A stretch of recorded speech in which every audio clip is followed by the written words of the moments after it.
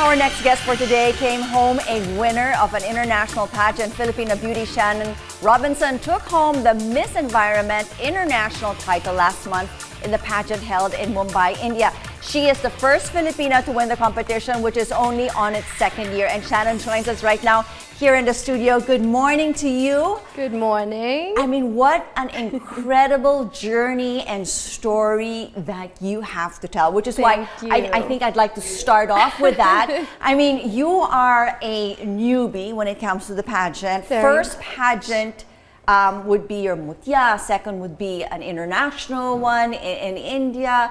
You were started late in the game. Very late. I mean, tell me how that all came to be and what made you decide to even try.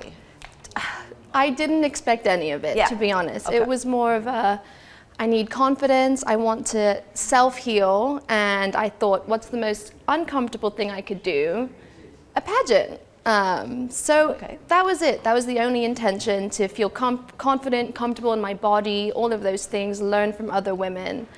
And it escalated very quickly. And all of this insecurity happened when? Like during the pandemic, pre-pandemic? I think I probably held on to it for my teen years, maybe never addressed it fully. Okay. And then too much time indoors of the pandemic, self-criticism, staying at home, and I hit my breaking point probably right before the pageant season. Okay, but definitely entering the pageant at your state, I mean, somebody that's not so self-confident or secure is really something that you would not think of doing, you know? But for you, it was more like therapeutic. This is what I need to do for myself. I'm not here for the crown or anything else. Like that quote, you know, success is outside of your comfort zone. It was more of that, you know. I need to do this for myself. I need to learn from confident women around me who are bred and trained to do these things, and it really did do just that. And you flew. Amazing colors there. I mean, you came home with the crown, not just one from Mutya, but you end up, you know, winning the Miss Environment International. Amazing. Of course, your mom is also a former Mutya beauty queen, and so I guess it must be in your DNA somewhere. But tell me a little bit about the pageant in India. In India, it was just an honor to be appointed. Yes. I didn't expect anything afterwards. So to carry the flag across your chest, you don't realize how big of a deal it is until you're away, even though it is a smaller pageant. And really, every girl's journey is different. Yes. To be a part of a pageant that its core, instead of, you know, the passerella or the swimsuit round, it's your advocacies, it's your personality, it's your heart. So this organization, when I say, are so serious about their mission. So we were well taken care of. The food was amazing. If you think Filipino roads are crazy, go to India. but then again, I do want to highlight, you know, this would be like your second pageant, I mean, considering, and you went there without anybody helping you, no team, no nothing. I mean, you were learning it on the fly. Yes. I mean, as you go, come home with the crown and advocating everything for the environment and all that you want to do. You are definitely an incredible human being. Thank you. And as I understand also, like what would you say would be like the scariest part or the most challenging part from your India?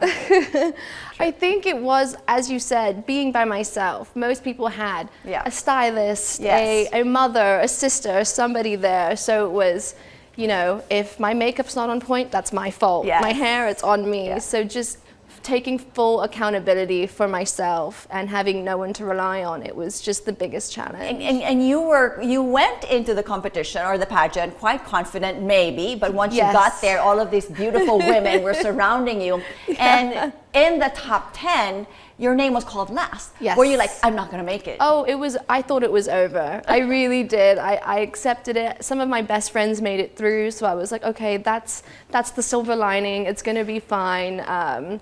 And then as it got to the end of it, I was like, oh my goodness, I might really be in with the shot.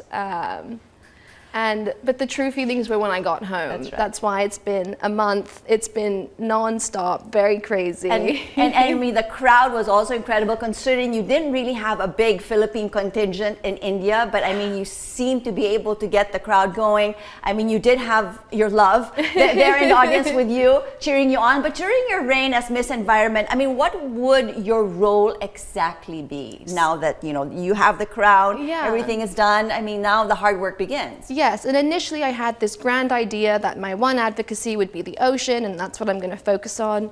But being in the Philippines, it's kind of the acceptance that we have a myriad of issues when it comes to the environment, and every little thing needs to be addressed. And it's more of a chance for me right now to educate. It's a change of behavior that's going to be the biggest challenge.